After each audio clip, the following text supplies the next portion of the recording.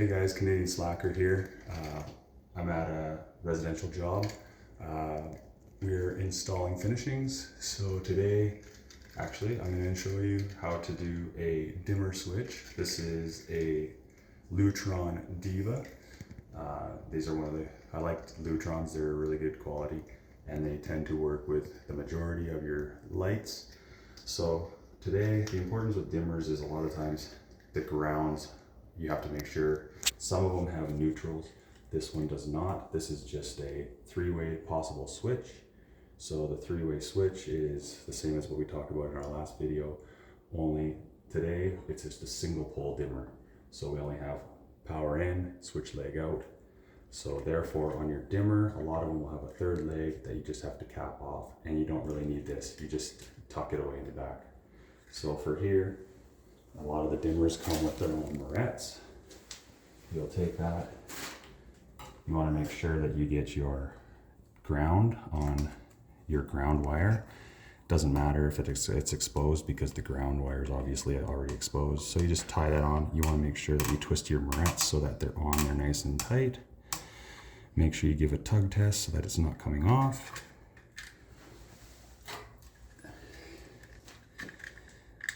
Then you will find your power and your switch leg, which comes back to your tick tester. If there's power in the line, that's obviously the power in. This is your switch leg out. So your switch leg out will be your red one, which you can tie on the same way you did with the ground. Put it on there, twist it. If they are more solid wires, you will want to use a pair of pliers and actually twist them together so that they make a strong bond.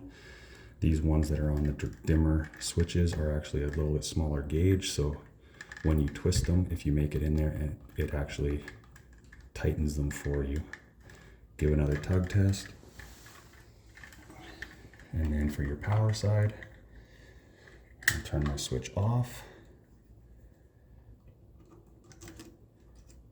And this is my power in. Stick that in there.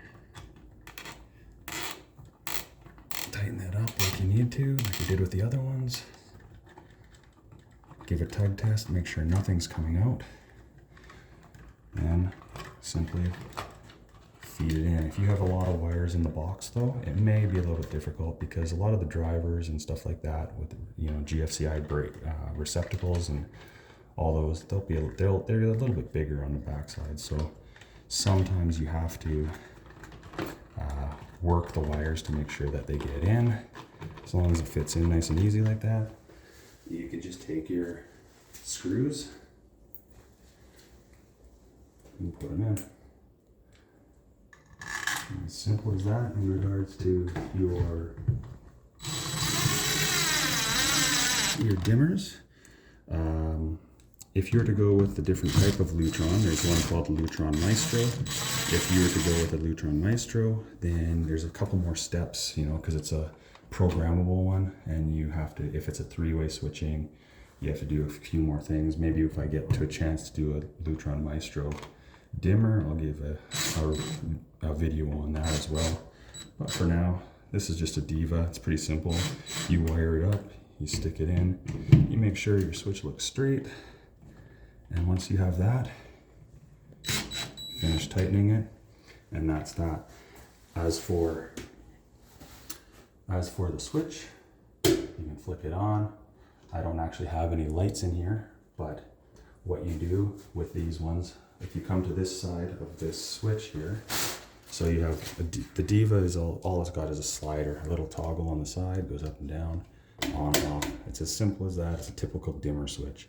However, with the Diva, there's this little blue toggle on the side here. This is to adjust your low setting of your dimmer. So when you have your lights on, you would just move this up slowly until your dimmers work at low. Turn that to the low, move this up until it hits that capability of making it work properly. And then that's your low setting. Now you can put your cover plate on and your lights should work properly. That's pretty much how to install a Diva dimmer from Lutron. I'm Canadian Slacker. Have a good day.